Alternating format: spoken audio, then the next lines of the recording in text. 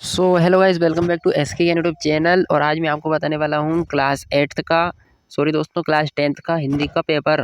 आपका ये पेपर बिल्कुल रियल है। अगर आपको फेक लगता है तो चैनल को अनसब्सक्राइब कर दीजिए, क्योंकि मैंने पहले भी आपको प्रोवाइड किए हैं और वो आपकी परीक्षा में आए हुए हैं। पेपर भी आए थे दोस्तों, क्योंकि यहाँ पर सप्लीमेंट्री के चल रहे थे सीजी बोर्ड के। उस टाइम पे मैंने आपको प्रोवाइड किए थे। आप नहीं मानो तो चैनल पर विजिट करके देख लीजिए।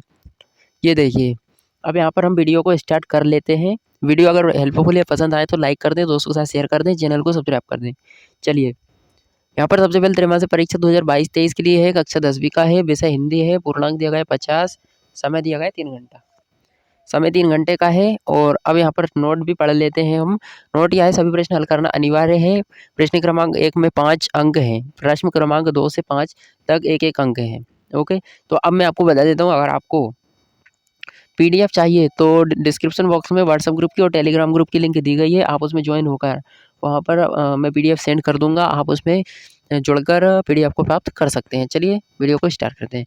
तो सबसे पहले दिया गया है, सही विकल्प को चुन कर लिखिए। सही विकल्प चुनना है। हठीली शब्द प्रयुक्त है, तो हठीली किसके लिए है? सरसों के लिए, अलसी के लिए, चना के लिए या फिर अरहर के लिए। ओके, चलिए अगला है दूसरा। तो दूसरे में क्या है? माई की बगिया तपोभूमि है। पुलत्स्य ऋषि की, कपिल ऋषि की, विश्वामित्र की, मार्कंडेय ऋषि की, किसकी है? तो आपको देख लेना है अपनी बुक में। तो कौन सी बीमारी का इलाज डॉक्टरों के पास नहीं होता? कोलरा, टैक्स, पीलिया, मलेरिया। कौन सा नहीं होता? टैक्स का नहीं होता दोस्तों। ये कोई बीमारी टैक्स नहीं है। अगला है हमारा, मिट्टी में कलाकृतियाँ बनाना है। मरण शिल्प, हस्तशिल्प, काष्ठ शिल्प, ताम्र शिल्प। ओके, देख लीजिए आप एक बार। और ये देखिए, और अगर आपको ये फेक लगता है तो चैनल को अभी के अभी वीडियो को स्किप करके चले जाएं। ये देखिए, कंधे डालना का अर्थ है आत्मनिर्भर, कृतज्ञता, पराजित होना, ताकतवर। तो क्या है? आपको अपनी बुक में मिलान कर लेना है, सही सही आंसर को टिक कर लेना है। क्वेश्चंस आ गए हैं हमारे। और घिसा पाठ किस विधा से लिया गया है? दूसरा है, अरुण किस प्रदेश का राजकुमार था? अच्छे से देखें दोस्तों, कोई भी मिस्टेक नहीं करना है। वनवासियों का जीवन कैसा होता है? और जब जनता की भौहें क्रोध में तन जाती हैं तो क्या क्या होता है? छठवा है, निम्नलिखित मुहावरों का अर्थ लिखते हुए अपने वाक्यों में प्रयोग कीजिए। भ्राकुटी चढ़ाना एक, और नंबर 2 आरती के लिए ढूंढना। चलिए अगला देखते हैं। अब अगला है साधवा निम्नलिखित शब्दों के विलोम शब्द लिखिए। यानी कि आपको तिमिर का और सीमित का विलोम शब्द लिखना है। माटी वाली के टिहरी शहर के कई घरों में चूल्हों तक का जलना क्यों मुश्किल हो जाता है? आपको आंसर लिखना है। प्रश्न नंबर 9, बच्चे साफ सफाई का पाठ पढ़ने के बाद अगली कक्षा में किस प्रकार तैयार होकर आए थे? 10वां है, कविता में एक माँ के द्वारा अपनी बेटी की जिस तरह की सीख दी गई है वह वर्तमान में कितनी प्रासंगिक और औचित्यपूर्ण है? समूह में विचार विमर्श कर लिखिए। आपको समूह में विचार विमर्श करके लिखना है आपस में। तो ये देखिए, अगला है हमारा क्वेश्चन, प्रश्न नंबर 11, महादेवी वर्मा के अन्य विद्यार्थियों की अपेक्षा घिसा ही क्यों याद रहा? ओके, विंध्य और सतपुड़ा के लेखक ने किस रूप में चित्रित किया है? ओके दोस्तों, चलिए अगला देख लेते हैं हमारा 13वां क्वेश्चन। तो 13वां क्वेश्चन क्या होने वाला है? कौशल में आयोजित होने वाले उत्सव के परंपरागत नियम क्या थे? मजदूरों के पारिवारिक जीवन का हाल कैसा होता है?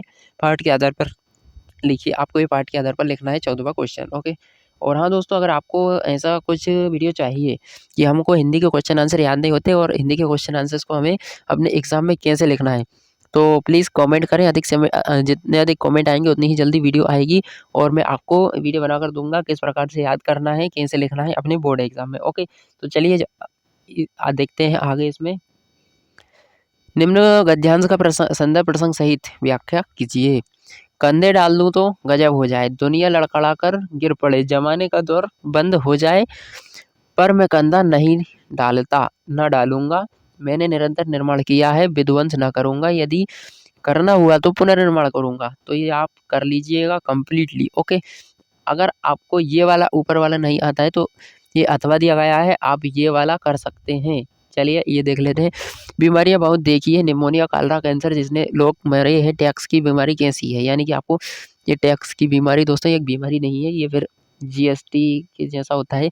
वे पूरी तरह से स्वस्थ और प्रसन्न थे, यानी कि लेखक बता रहे हैं टैक्स की बीमारी। ओके, बीमार तगड़ा हो जाता है। ओके दोस्तों, चलिए ये बीमारी भी है, हो सकती है एक प्रकार की, क्योंकि डॉक्टर्स को सभी पता होता है, क्योंकि टैक्स में यहाँ पर दिया गया है, टैक्स में बीमार तगड़ा हो जाता है। चलिए अगला देख लेते हैं, क्वेश्चन नंबर 16। यहाँ पर भी आपको संदर्भ प्रसंग सहित व्याख्या लिखना है। आगे देखते हैं क्या है। आपका नाम अतुल है, यानी कि आपके लिए एक लेटर दिया गया है। आपका नाम अतुल है, आप नगर पालिका भिलाई, जिला दुर्ग, छत्तीसगढ़ में रहते हैं। आप अपने क्षेत्र में फैली महामारी की रोकथाम हेतु नगर के स्वास्थ्य अधिकारी को एक पत्र लिखना है, यानी कि आपको महामारी की रोकथाम करने के लिए अपने स्वास्थ्य अधिकारी को एक पत्र लिखना है, बट आपको अपना नाम नहीं डालना है, वहाँ पर आपको डालना है अतुल का। ओके, चलिए अब देखते हैं अगला।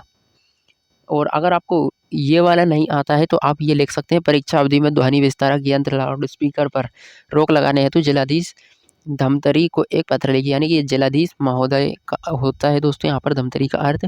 चलिए अगला 18वां है, निम्नलिखित में से किसी एक विषय पर 250 शब्दों में निबंध लिखिए, यानी कि बेरोजगारी की समस्या एवं निदान, विज्ञान के बढ़ते चरण। एक और कर लेना कोरोना का, तो कोरोना का भी इम्पोर्टेंट हो गया है दोस्तों। ओके, चलिए आगे आगे देखते हैं। तो दोस्तों ये आपका पेपर इतना ही था, और इतना होने के बाद अगर आपको कुछ भी डाउट आ रहा हो तो कमेंट कर दें, और चैनल को सब्सक्राइब कर लें, वीडियो को लाइक कर दें। चलिए मिलते हैं अगली वीडियो में, तब तक के लिए जय हिंद, वंदे मातरम।